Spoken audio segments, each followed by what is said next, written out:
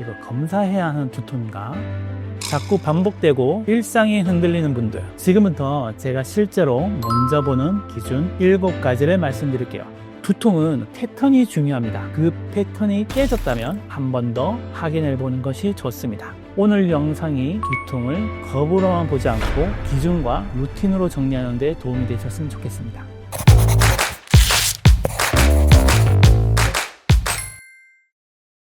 지금 두통 때문에 이 영상을 클릭하셨다면 아마 속으로는 이 질문 하나일 겁니다. 이거 검사해야 하는 두통인가?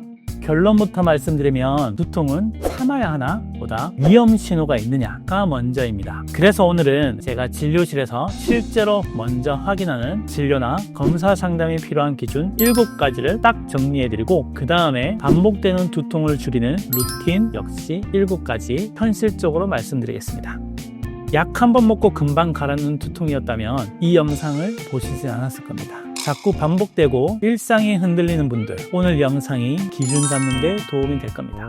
그리고 이 영상은 온라인으로 진단하는 영상이 아닙니다. 대신 진료실에서 제가 어떤 순서로 판단하는지 그 기준을 정리해드리는 영상입니다. 원장님, 그럼 시청자들이 제일 궁금해할 걸 딱 여쭤볼게요. 저는 검사를 받아야 하는 두통인가요? 이걸 집에서 어떻게 판단하죠? 네, 좋습니다. 지금부터 제가 실제로 먼저 보는 기준 7가지를 말씀드릴게요. 보시면서 본인에게 해당되는지 체크해 보시면 됩니다. 그리고 이 중에 하나라도 해당되면 저는 보통 참지 말고 진료나 검사 상담을 받아보자 쪽으로 안내합니다.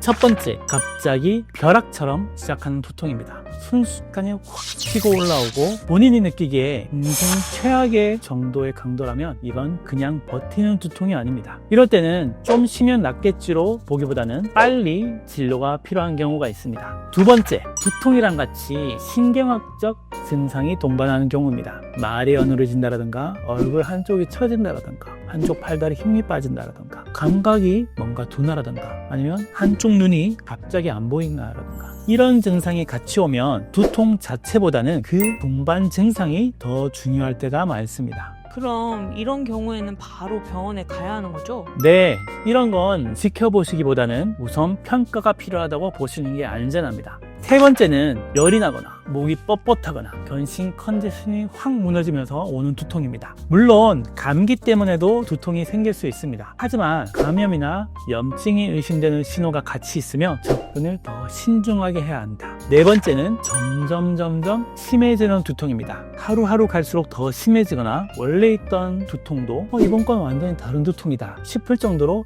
양상이 바뀌면 그건 원인 감별이 필요할 수 있습니다. 두통은 패턴이 중요합니다. 그 패턴이 깨졌다면 한 번 더 확인해 보는 것이 좋습니다. 다섯 번째, 50세 이후에 새로 생긴 두통입니다. 나이가 들수록 새로 생긴 증상은 원인을 한 번 더 꼼꼼하게 확인하는 게 원칙입니다. 여섯 번째는 넘어졌거나 부딪혔거나 교통사고 이후처럼 외상 이후에 생긴 두통입니다. 처음에는 근육통처럼 느껴져도 확인해야 할 것들이 있어서 저는 이 경우에도 기준에 포함합니다. 마지막 7번째는 특정 행동에서 확 나빠지는 두통입니다. 기침할 때, 힘줄 때, 운동할 때 혹은 특정 상황에서 갑자기 두통이 확 심해지는 경우가 있습니다. 이런 건 유발 조건 자체가 힌트가 되기 때문에 그냥 넘기지 않는 게 좋습니다.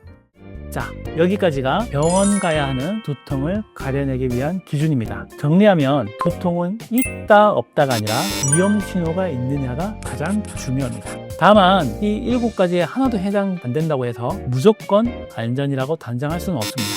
그런데 반대로 불안만으로 검사부터 달리는 것도 오히려 불안을 키우는 경우가 있습니다. 그래서 다음으로는 위험 신호가 뚜렷하지 않을 때 두통의 빈도와 강도를 줄이는 데 도움이 될 수 있는 루틴을 말씀드리겠습니다. 그럼 원장님, 이제 많은 분들이 기다리는 파트예요. 두통을 없애는 팁 같은 것 좀 알려주세요. 표현을 조금 더 정확하게 하겠습니다. 오늘은 두통을 없앤다가 아니라 두통의 빈도와 강도를 줄이는 데 도움이 될 수 있는 루틴입니다.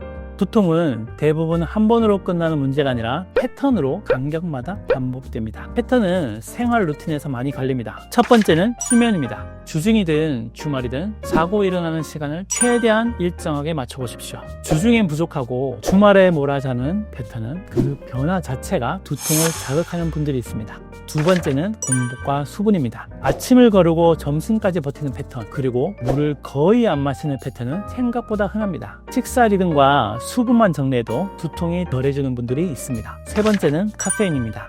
커피가 무조건 나쁘다, 이게 아니라 내 몸에서 일정하냐가 중요합니다. 갑자기 끊거나 갑자기 늘리면 두통이 튀는 분들이 있어서 바꾸실 땐 급격한 변화는 피하는 게 좋습니다. 네 번째는 두통 일기입니다. 제가 제일 추천하는 방법입니다. 언제, 얼마나, 어디가 아픈지, 그날 수면은 어땠는지, 식사는 뭘 했는지, 카페인은 얼마나 마셨는지, 스트레스는 있었는지, 운동을 했는지, 아니면 약을 먹었는지, 이런 것들을 2주만 적어보십시오. 두통은 기억으로는 패턴을 찾기가 어렵습니다. 기록이 있어야 원인이 보이고 진료를 보더라도 훨씬 빨라집니다.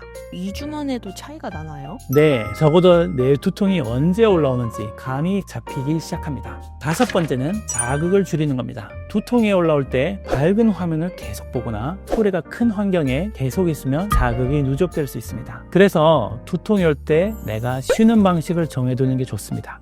조용한 곳, 아니면 빛을 좀 줄이는 환경, 잠깐 눈 감기, 호흡 같은 것들이요.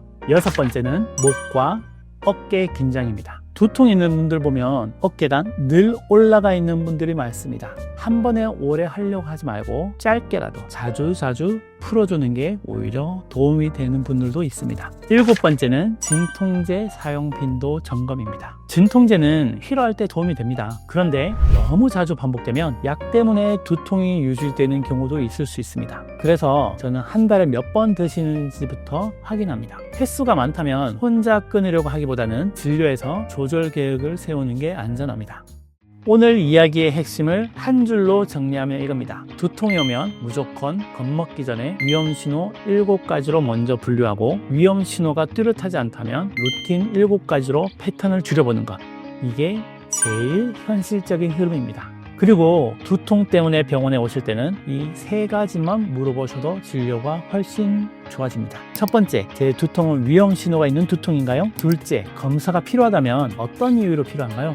셋째, 제 경우에는 무엇부터 바꾸는 게 우선인가요? 오늘 영상이 두통을 겁으로만 보지 않고 기준과 루틴으로 정리하는 데 도움이 되셨으면 좋겠습니다. 도움이 되셨다면 좋아요, 앞으로도 통증과 관련된 현실적인 기준이 필요하신 분들은 구독과 알림 설정도 부탁드립니다. 댓글로는 여러분 두통이 아침형인지 저녁형인지 한쪽형인지 아니면 전체형인지 남겨주시면 다음 영상에 반영해 보겠습니다. 시청해 주셔서 감사합니다.